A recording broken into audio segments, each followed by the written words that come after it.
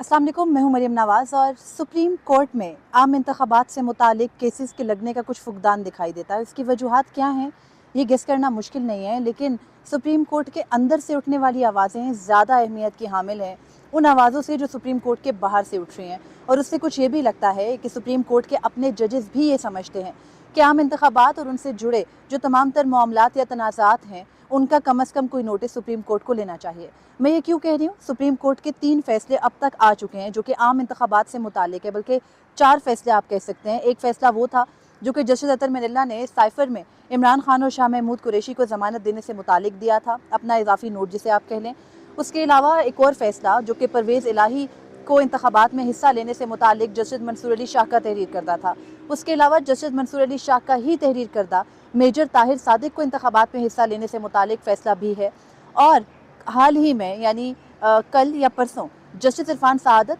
जो कि supreme court के हाल ही में बने जज हैं, सिंध हाई कोर्ट के चीफ जस्टिस थे, उन्होंने जस्टिस मुनीब अख्तर की सरबराही में 3 रुकनी बेंच का शौकत बसरा केस के अंदर अपना तफसीली फैसला जारी किया है, जिसमें रिटर्निंग अफसरान की कंडक्ट के ऊपर सवालात भी उठाए गए हैं और उनके कंडक्ट से मुतालिक ये भी कहा गया है कि रिटर्निंग अफसर की ईमा के ऊपर किसी शख्स को इंतखाबात में हिस्सा लेने के बुनियादी हक से महरूम नहीं रखना चाहिए। अब ये जो फैसला है जिसमें कि जस्टिस इरफान सआदत ने मुख्तलिफ ऑब्जर्वेशन दिए रिटर्निंग अफसरान के से मुतालिक, उसमें वो सबसे पहले ये कहते हैं कि इंतखाबात जमहूरियत की असास होते हैं। साबिक अमरीकी सदर इब्राहम लिंकन ने यह कहा था कि इंतखाबात का ताल्लुक अवाम से है। यहाँ पर वो ये कहते हैं कि इंतखाबात में हिस्सा लेने के लिए साजगार माहौल की फराहमी जो कि उम्मीदवारान हैं उनके लिए नागुज़ीर है। उसके अलावा वो ये भी कहते हैं कि किसी एक फ़र्द के लिए तकनीकी रुकावटें डालना जो जमहूरी रिवायात और रसूल हैं उनकी खिलाफ वर्जी है। और उसके अलावा वो ये भी कहते हैं कि रिटर्निंग अफसर की ईमा के ऊपर इलेक्टोरल कवानीन और रूल्स को सवाबदीदी फ़िल्टरिंग के तौर पर इस्तेमाल नहीं किया जा सकता। यहाँ पर जस्टिस इरफान सआदत ने फैसले में ये भी लिखा, जिससे कि जाहिर है कि पूरे बेंच ने इतफाक़ किया कि रिटर्निंग अफसरान इंतखाबी अमल का लाजमी जुज़ और हिस्सा होते हैं और इन अफसरान को ये याद रखना चाहिए कि वो इंतखाबी अमल को मुतासिर नहीं कर सकते, और अगर वो ऐसा करें यानी इंतखाबी अमल को रिटर्निंग अफसरान मुतासिर करते हैं तो ये नामुनासिब है। उसके अलावा वो ये भी कहते हैं कि किसी एक उम्मीदवार को तबाह करना उसके बुनियादी हक और जो उसके वोटर्स हैं उनके बुनियादी हक को मुतासिर करने के मुतरादिफ है। यहाँ पर सुप्रीम कोर्ट ये भी करती है कि ये भी कह रही है कि अगर किसी एक शख्स को रिटर्निंग अफसर महज तकनीकी बुनियाद के ऊपर इंतखाबात में हिस्सा लेने से रोकता है या फिर उसके रास्ते में रुकावटें डालता है तो ये अवाम के वोट के हक के ऊपर डाका डालने के मुतरादिफ है। इसी तरह की बातें हमें परवेज़ इलाही को इंतखाबात में हिस्सा लेने से मुतालिक फ़ैसले में भी मिली, जहाँ पर जस्टिस मंसूर अली शाह ने यह कहा था कि इंतखाबात हर शख्स का बुनियादी हक है और महज छोटी छोटी बातों के अंदर उलझा के किसी उम्मीदवार को इंतखाबात के हक से महरूम नहीं रखा जा सकता। फिर मेजर ताहिर सादिक के केस के अंदर यही ऑब्जर्वेशन जस्टिस मंसूर अली शाह ने मज़ीद वैरेसिटी के साथ दोहराई और ये कहा कि इंतखाबात का अमल आवाम के लिए होता है। आर्टिकल 17 इजाज़त देता है मुख्तलिफ सियासी जमातों को कि वो सियासी जमात बनाएं और इंतखाबात में हिस्सा लें। और ये सारे फैसले यानी एक फ़ैसला आया 26 जनवरी को, दूसरा फ़ैसला आया 29 जनवरी को, अब एक फ़ैसला आ रहा है 21 मार्च को, और इन फैसलों के अंदर बार बार ये अमर दोहराया जा रहा है कि इंतखाबात में हिस्सा लेना किसी भी शख्स का बुनियादी हक है, उससे उसको महरूम नहीं रखा जा सकता। आपको याद होगा साइफर केस के मामले के ऊपर 22 दिसंबर 2023 को जस्टिस अतर मिनल्ला ने उस वक्त नोट लिखा था जब अभी इंतखाबी अमल चल रहा था, अभी कागजात नामजदगी जमा होने का मामला था,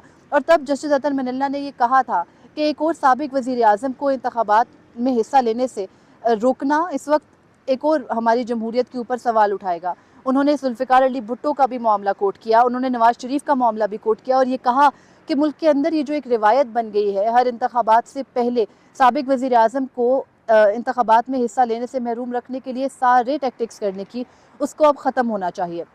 इसी तरह जस्टिस मंसूर अली शाह का भी माइंड बिल्कुल क्लियर है। जस्टिस मंसूर अली शाह के साथ बेंच में जस्टिस अतर मिनल्ला और जस्टिस जमाल मंदोखेल शामिल थे, यानी ये हो गए सुप्रीम कोर्ट के 3 जजेस। इसी तरह जस्टिस मुनीब अख्तर, जस्टिस इरफान सआदत और जस्टिस शाहिद वहीद का भी यही ख्याल है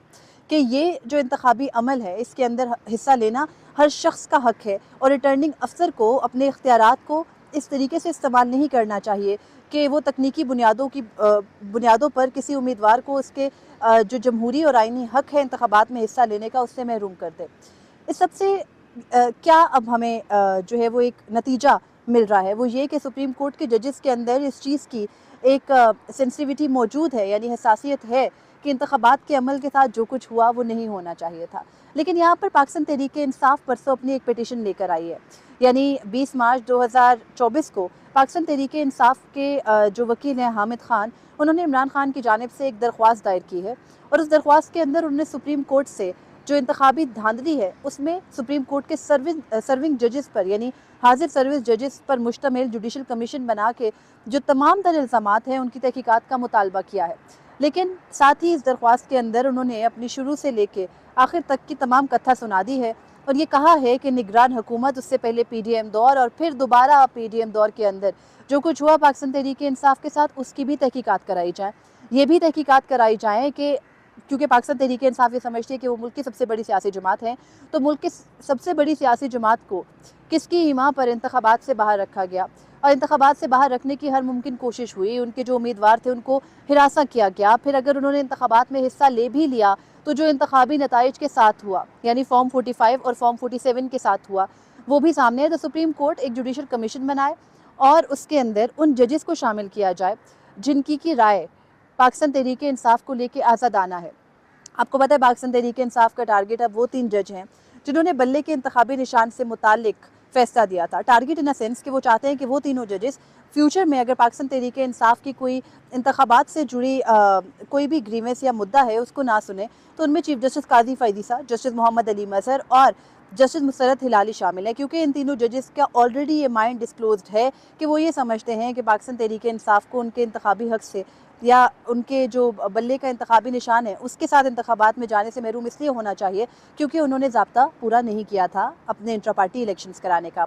इन 3 जजेस को अलग रखना इसलिए भी ज़रूरी है क्योंकि कहीं ना कहीं पाकिस्तान तहरीक-ए-इंसाफ के अंदर और बाहर से उठने वाली आवाज़ें यही कहती हैं कि इस एक फ़ैसले की वजह से पूरी एक जमात को डिसफ्रेंचाइज़ किया गया, उसको इंतखाबात में शमूलियत का वो आज़ादाना हक नहीं मिल सका जिसकी कि वो अहल थी। अब इंतखाबात से पहले और इंतखाबात के बाद होने वाली तमाम तर इस सूरत हाल के अंदर सुप्रीम कोर्ट के एक खामोशी भी है। आपने देखा होगा पिछले दिनों में जो सुप्रीम कोर्ट में ही चीफ जस्टिस काजी फ़ैज़ीसा के बेंच में एक केस लगा था जिसमें कि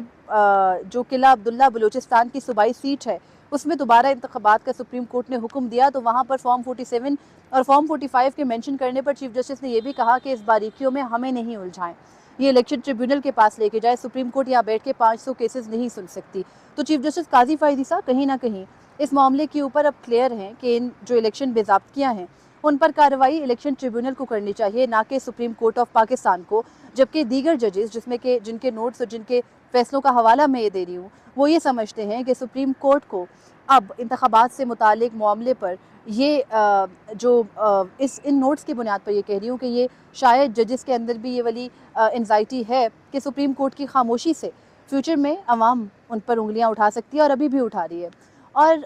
सुप्रीम कोर्ट में अब ये दरख्वास्त दायर हो चुकी है। सुप्रीम कोर्ट की जजेस कमेटी ने इस आर्टिकल 184(3) के तहत दायर दरख्वास्त का फैसला भी करना है कि वो किसके सामने मुकर्रर की जाए, कौन सा बेंच बनेगा, उस बेंच में कौन कौन बैठेगा। अब तक की इतलात के मुताबिक तो इस दरख्वास्त को समाअत के लिए मुकर्रर नहीं किया गया और शायद कोई एतराज़ात ना लग जाएँ, अंदेशा इसका भी है।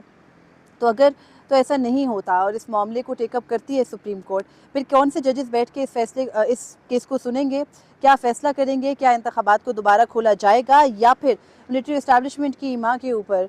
इन्हीं इंतखाबात के नताइज को लेकर आगे चला जाएगा, ये फ़ैसला आने वाले चंद दिनों में हो जाएगा। लेकिन अवामी मुतालबे, सुप्रीम कोर्ट के अंदर से उठने वाली आवाज़ें, फिर बाहर से उठने वाली तनकीद इतनी बुरी नहीं लगनी चाहिए, वो भी तब जब आपके ही फ़ैसले के ऊपर सुप्रीम कोर्ट ने ही 3 नवंबर को ये फ़ैसला दिया था ना कि इंतखाबात 8 फरवरी 2024 को कराए जाएँ। तो बजाय इसके कि आप सिर्फ इंतखाबात के इनेकाद के ऊपर एक ढोल पीटें कि बहुत अच्छा हुआ कि इंतखाबात हो गए, और ज़ाहिर है जमहूरियत की तसलसल के लिए ज़रूरी भी हैं, लेकिन फिर इंतखाबात पर उठने वाले सवालात और उठने वाली उंगलियाँ और उनकी शफाफियत के ऊपर से जो बैरून मुल्क से भी अब हमें आवाज़ें उठती दिखाई दे रही हैं, उनका क्या होगा? क्या वाकई ही वफाकी हुकूमत या सुप्रीम कोर्ट इस पर कोई एक्शन लेगी? लगता तो नहीं है, लेकिन उम्मीद की जा सकती है और उम्मीद अच्छे की ही रखनी चाहिए। मुझे इजाज़त दीजिए। अल्लाह हाफ़िज़।